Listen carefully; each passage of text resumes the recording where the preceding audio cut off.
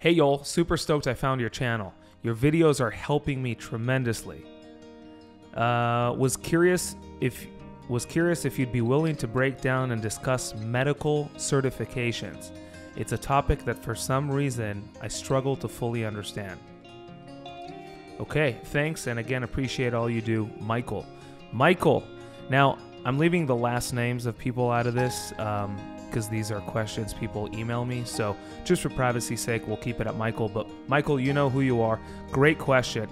And the first thing I'll say about medical certifications before I even go there is, I hope this calms you down, it's probably one of the most confusing topics when it comes to the knowledge that a student pilot needs to understand or needs to have. So don't be too hard on yourself. It's a confusing topic. Once you get it, it clicks and you go, oh, I understand it. But until that happens, it's just a confusing topic. So speaking of medical certifications, again, you did not include if you're a private instrument, whatever it is. I'm assuming you're a student pilot. You were just introduced to the topic of medical certifications and you're a little bit confused. Again, I'm assuming because that's all I could do here. You're a little confused as far as how long each medical certificate class is good for. We talk a lot about, I'm sure you've heard, if you're over 40, if you're under 40, if it's a first class, if it's a second class, if it's a third class. I'm assuming, I'm just taking a guess here, that you're not quite sure as to how to make sense of all that. And when does a first class expire? When does a second class? And so on and so forth. So, having only your question to go off of, I'll just assume you know very little about it, and I'll start at ground zero. And the first thing I'll tell you, which is the thing that causes the most amount of confusion for student pilots, which is why many student pilots feel intimidated when the topic of medical certification comes up. Not even on the check ride, but just as they're preparing for the check ride, anytime it comes up or they need to sort of demonstrate knowledge, they feel a little intimidated. So the first thing I'll say about it is this. We must understand the difference between class and privileges. Okay, I'll say it again.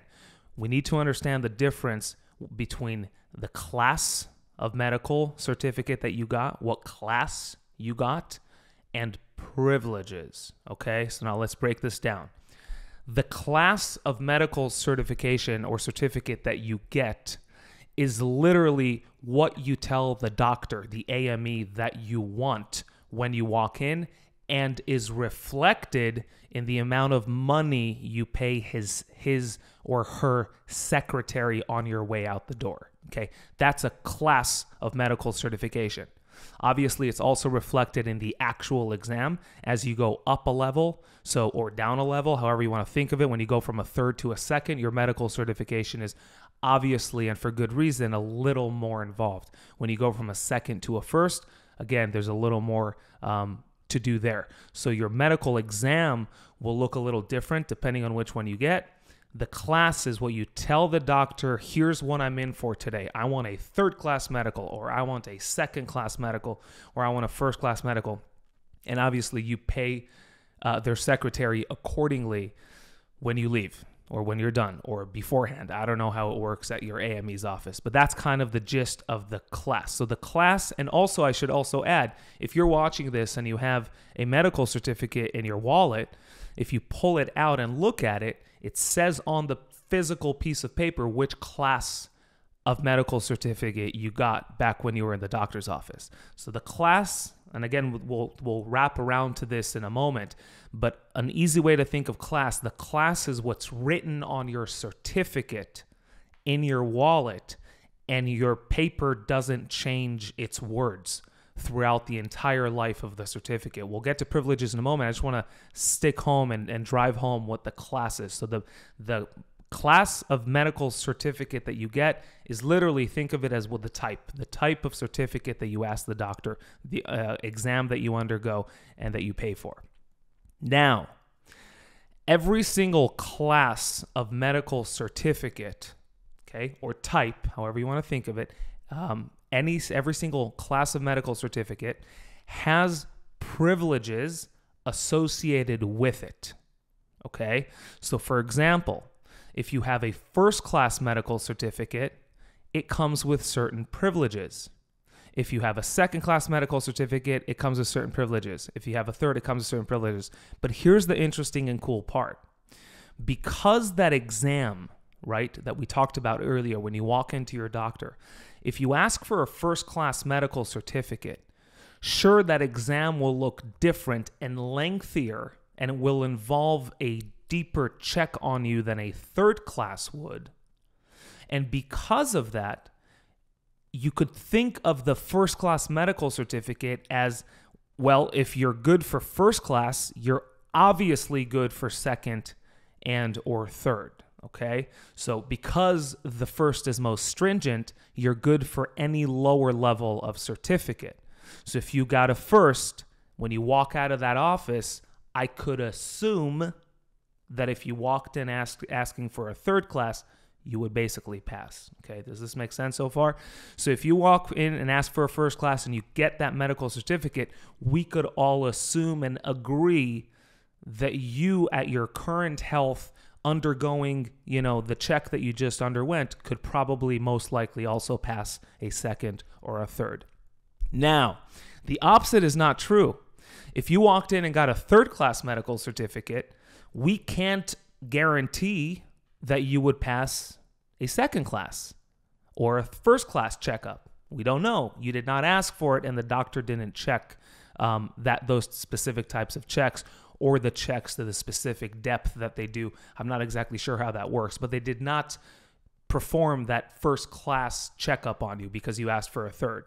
So if you have a first, we know you're good for second and third. If you have a second, we know you're good for third. We don't know you're good for first, okay?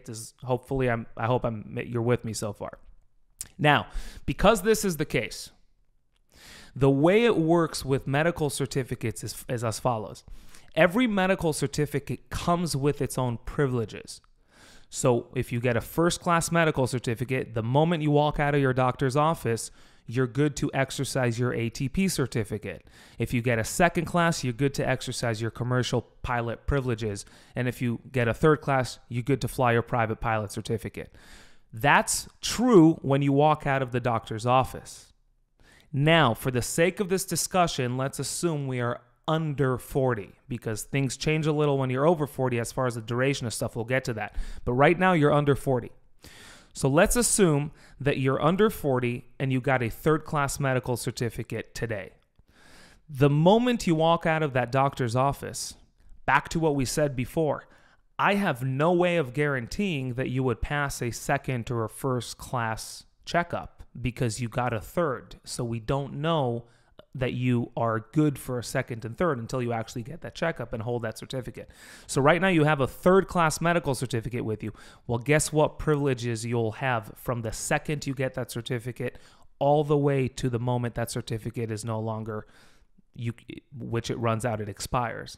And if you're under 40, that's 60 calendar months. Well, because you only got that third-class checkup, your only privileges associated with your certificate for the entire duration of your medical certificate will be what we call third-class privileges, which allow you to exercise your private pilot certificate. Now, let's assume you got a first-class medical certificate and you walked out of the doctor's office. Again, we could probably assume, and we'd probably be right, that you could also hold a second or third because you passed a first. It's the most stringent. Guess what? The moment you walk out of the doctor's office, you have first-class medical privileges. But here's the issue. The first-class medical privileges, 60 calendar months is way too long for those first-class privileges to last. Okay? Think of it as something that is so sacred that we can't have 60 calendar months go by before we have you come back into the doctor's office for another checkup. Okay, that's one way to think of it. So what happens? Well, let's think about what we have. In your hand, you just walked out of the doctor's office, you have a certificate that on it says in ink, first class medical certificate.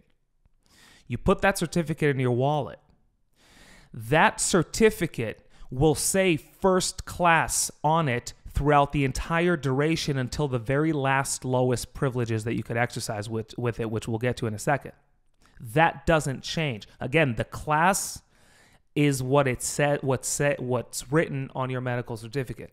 Now, you walked out of the doctor's office, you have that first class medical certificate. You could exercise first class privileges.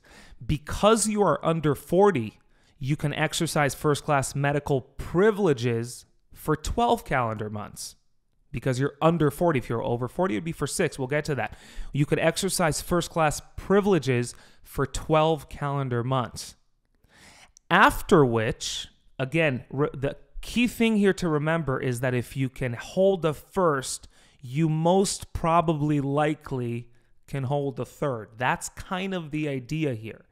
And the idea here is not only most likely, it's that think of it as if there's a third class embedded in the first. There's a third and second class embedded in the first. So you got that first class today. You walked out of the doctor's office. You have first class privileges for 12 calendar months. After which, what happens? Well, if you have a second and third class embedded in this piece of paper, well, how long are second class privileges for? Oh, those are good for 12 calendar months as well. Well, in which case, since I also have a third class embedded in this piece of paper, how long are my third class privileges good for if I'm under 40? 60 calendar months.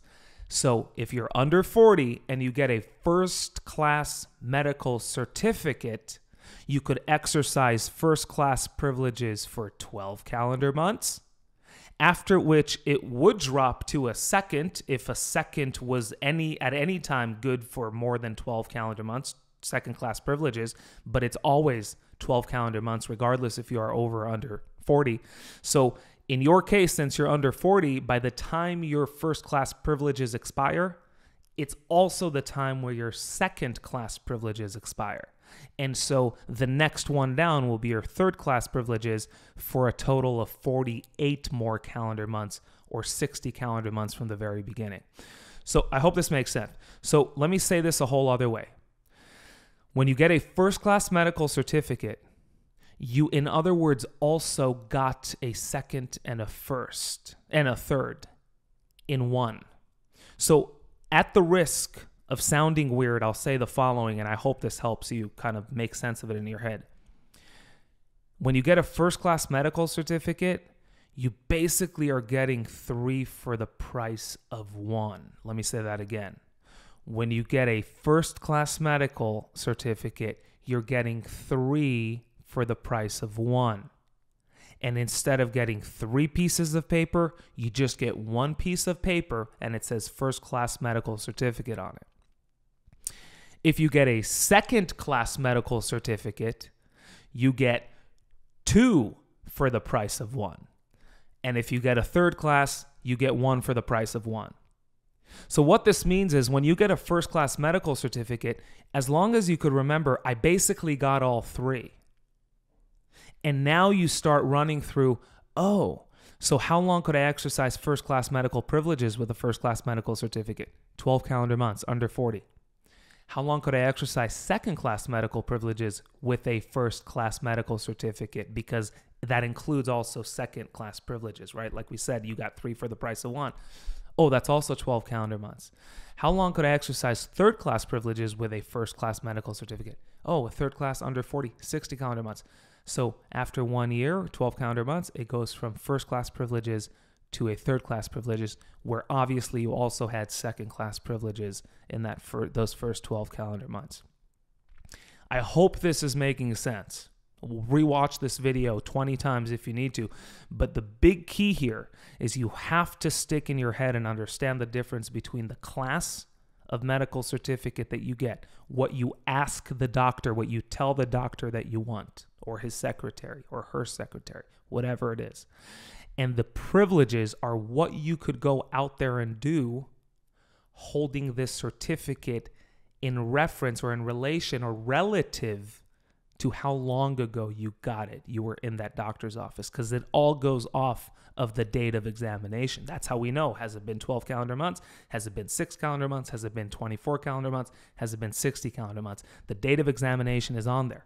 And that's basically how we gauge which privilege pool do I currently fall into today? Meaning, where does today's date fall relative to the date of examination? Is it within the 12 calendar months, the 60, whatever it might be?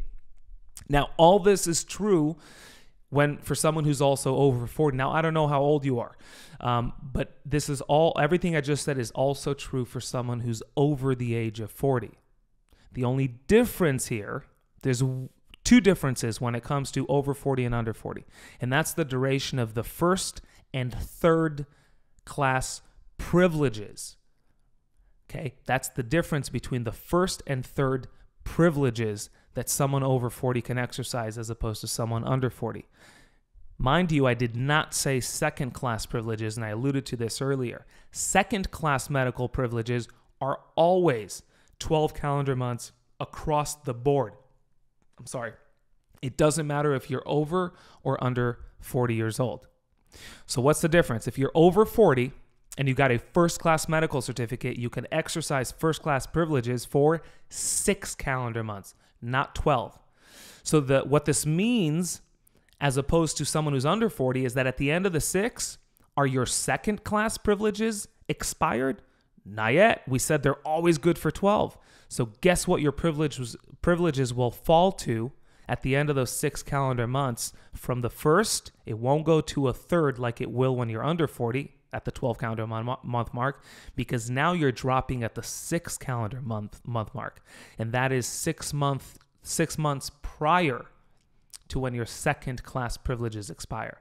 So if you're over 40 at the end of 6 calendar months, you drop to a second, not class, but second class privileges. Your class is always the same class because your class is what's written on your paper, and what's written on your paper doesn't ever change. I promise you, if you check your first class medical certificate 100 calendar months later, it will still say first class medical certificate. So an easy way to remember this is class never changes. It's what's written on my paper. My paper doesn't change its words. It's not an electronic copy that updates automatically. My privileges change relative to how long ago was my date of examination. Or another way to think of it is, how long ago did a doctor lay their eyes on me? Which makes sense. Okay, so if you're over 40, first class privilege is good for 6 calendar months, after which it drops to the next one down. The next one down, in our case now here, is a second, because your second is good for 12 always. So at the 6 month mark, it drops to second for 6 calendar months more. For 6 more calendar months, it drops to second class privileges. So you could go ahead and exercise your commercial privileges. At the end of the 12 calendar months from the date of examination, that's where, again, I'll say this 4 more times, hopefully until it sticks. Second class privileges are always over and under 40, always 12 calendar months. At the 12 calendar month mark from the date of examination, it drops to a third class. And here's the second difference for over 40s. Even though it drops to a third class, just like it does when you're under 40 after 12 calendar months, the difference here is for how long you could now exercise third class privileges. And now that you're over 40, rather than being able to exercise third class privileges for 48 more calendar months, you can only exercise third class privileges for 12 more calendar months, because when you're over 40, your third class privileges are always never more than 24 calendar months. So at the end of the 12th month mark, it goes 12 more months for a total of third class privileges of 24 calendar months. So let's break down what I just said. I said a lot. Again, listen to this video 100 times if you need to. The big key takeaway here is you have to understand the difference between class and privileges. Class and privileges. And I hope this helps. If it makes sense to you in your own brain when I say, when you get a first class, you get 3 for the price of 1. When you get a second class, you get 2 for the price of 1, even though those are slightly more expensive, I believe, the higher up you go, which makes sense. But still, you get 3 for the price of 1, 2 for the price of 1. When you get a third, you just get 1. That's all you get. So if that helps you kind of understand what we're talking about, amen. Excellent. So in summary, the class of certificate is simply what you tell the doctor you want. I want a third class. And again, you might ask, how do I know which certificate to tell the doctor that I want? That will depend on the type of operation you're conducting and the reason you're getting the certificate in the first place. If all you're doing is getting your private, all you need is a third. If you've been a private pilot for a long time and you need a medical now, you're getting on with Part 135 or whatever it might be, and you want to exercise your commercial privileges, you need a second. So you go in and you get a second class medical certificate. Or if you got on with the airlines, congratulations, you go in and you get a first class medical certificate to exercise that ATP certificate, right? So the type of certificate you get, the specific one you tell them you want, will depend on the reason you're getting it in the first place. But the privileges here is the big key, and I believe that's the whole reason where Michael reached out to me. And I could only guess because this is just all I could go off of with your question, Michael. So when you're watching this, I hope this answers your question. If it doesn't, as always, feel free to shoot me another email and I'll discuss this further with you. But again, class privileges. A class could contain different privileges depending on how long has elapsed between the time you went into the doctor's office for the visit and today's date. Okay, over 40, under 40, remember those 2 differences that I presented. The only 2 is how long your first class privileges and your third class privileges are good for. Otherwise, everything is the same. Class privileges, class privileges, class privileges. The more you understand this, the simpler this all becomes. It's really not complicated. I know it might be from your vantage point right now thinking about these things, but I hope I was able to break this down for you. And I hope this was helpful, not only for you, Michael, but for everyone out there watching. As always, I'll end this with if you have a question, if you have a topic, if you're going through flight training, and there's something that you just can't figure out for the life of you. You're starting to feel dumb. You're starting to think like, well, what's wrong with me? Don't think that. Before you think that, before you go there, email me, reach out, email me. There's an email in the description of this video. It should be the first thing on the description. Either way, it's down there in the description. Shoot me an email. And in the email, I want you to tell me, hey, Joel, here's what I'm dealing with. Please explain this to me. Can you please talk about this? Like I always say, I do my very best to get through all the questions. There's quite a few coming in. But also, if your question is something that I find is asked by many people, higher chances of me taking the time to talk about it, just because that way I can touch or affect or help a larger number of people. But again, I am doing my best to get through every single one of these questions. It just takes some time. But nonetheless, if there's something you're dealing with, shoot me an email. Only thing I ask is in the subject of the email, the subject line of the email, include the words Ask Joel. Ask Joel. That way I know that it's something, the email is something that you want me to talk about here in these videos. Anyhow, that's it for tonight. Until next time, fly safe, and I hope this was helpful. See you guys. Bye. Hey guys, it's Joel. I hope you enjoyed this video. I hope it answered some of your questions, confusion, whatever it might be, that I was able to help you in your own flight training journey. If you did enjoy the video and you did find it helpful, I would appreciate if you would subscribe to the channel and like the video. What that does with the YouTube algorithm is it kind of lets the AI way of letting YouTube know that there's some interest here and there's some helpful information for others, and that way YouTube will share this with other students or people who are going through flight training just like you. So if you do those things, it always helps, and I do appreciate it. Secondly, if you also have a topic, a question, a topic, a concern, confusion, whatever it might be that you want me to talk about on these videos here, go ahead and email me. There's an email in the description of this video below. So if you click on the description of the video, you'll see an email. Email that email with your question or topic, whatever it is you want me to talk about. And in the subject line of the email, write Ask Joel. because this series is what I call Ask Yol. So that way, when the emails come in, we're able to separate them and know that your email is a topic you want me to discuss on these videos. Anyhow, hope it was helpful, and I'll see you guys on the next video. Take care.